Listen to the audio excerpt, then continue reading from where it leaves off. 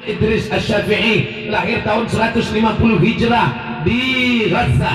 Gaza sekarang sedang dijajah oleh Israel laknatullah alaihim ajma'in. Gaza, nama Arabnya Gaza. Orang barat susah menyebut Gaza. Gaza. Tulisan Arabnya Gaza, tapi karena lemak babi banyak di lehernya Gaza. Yang tersinggung salah sendiri, kenapa makan babi? Makanlah kambing. Tapi kok bisa nyebut Gaza? Nama kotanya Gaza, ditulis Gaza. Nama kotanya Dimashq, ditulis Damaskus. Nama kotanya Al-Qahirah. Tengok tulis huruf Arabnya, Al-Qahirah, ditulis Latin Kairo. Ini orang baratnya ada saja. Saudara yang dimuliakan Allah Subhanahu wa taala, Imam Muhammad bin Idris Asy-Syafi'i lahir tahun 150 Hijrah di sebuah negeri bernama Gaza di Palestina. Mudah-mudahan Allah menyelamatkan Palestina, diselamatkan dari tentara Israel. Amin. Ambil gambar dari atas, ambil gambar dari kanan, ambil gambar dari kiri, tunjukkan beginilah pasukan-pasukan tentara Allah yang akan membebaskan Palestina. Takbir. Jangan berangkat sekarang.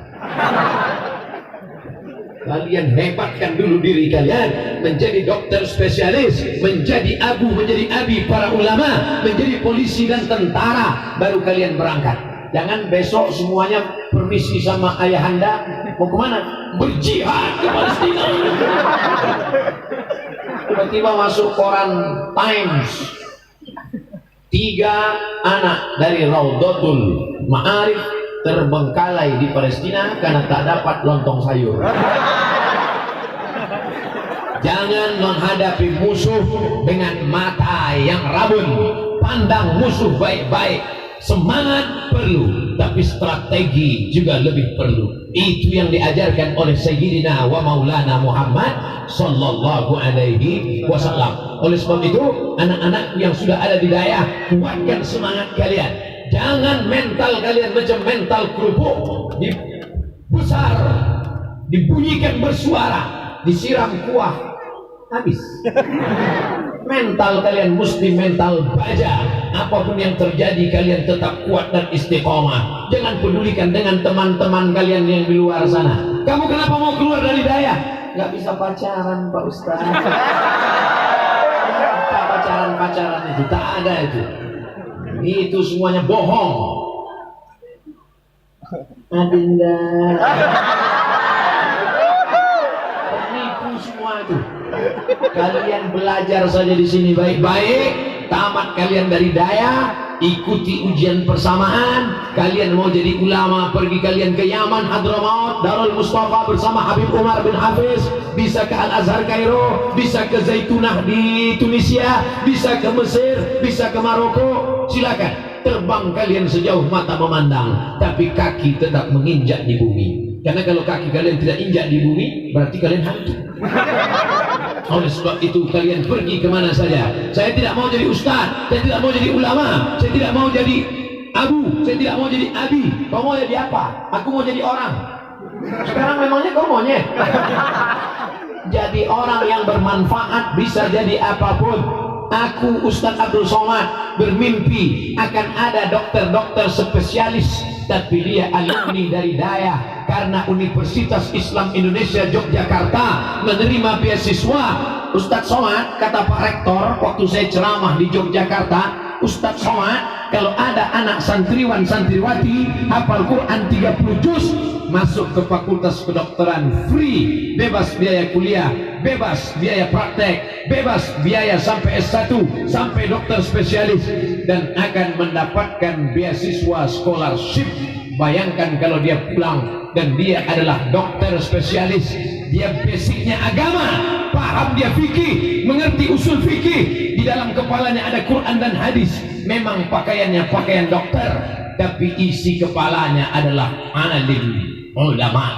Memang bajunya baju dokter spesialis, tapi dalam kepalanya alim ulama. Dia akan berdua dengan Ustaz Somad, hadiri tabligh akbar dan pengobatan gratis. Ustaz Somad yang ceramah, dia tak ada ceramah, diam saja, pakai jarum suntik. Hadiri tablik akbar bersama Ustaz Abdul Somad dan operasi bibir sumbing gratis.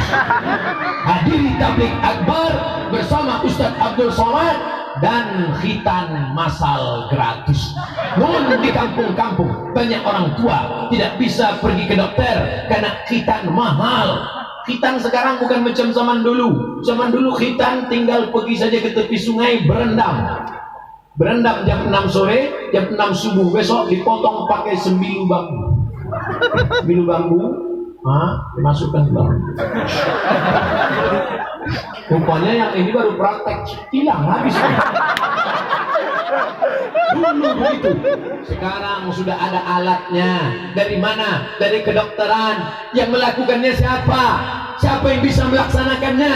Tapi kalau ada dari daya, alumni daya, pergi dia ke fakultas kedokteran, pulang dia akan ajak Ustaz Somad, Ustaz, ayo kita adakan khitan masal gratis, dibuatlah baliho besar-besar, daftarkan anak Anda dan suami Anda.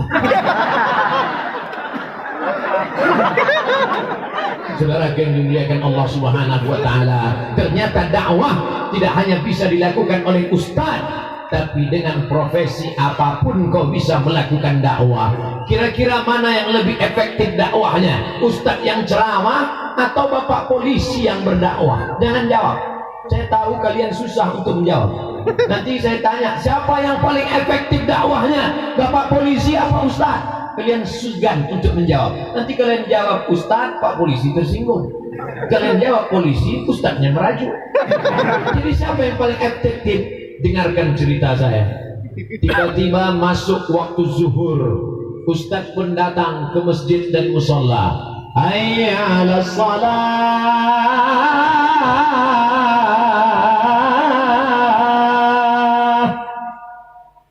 Tak ada orang datang.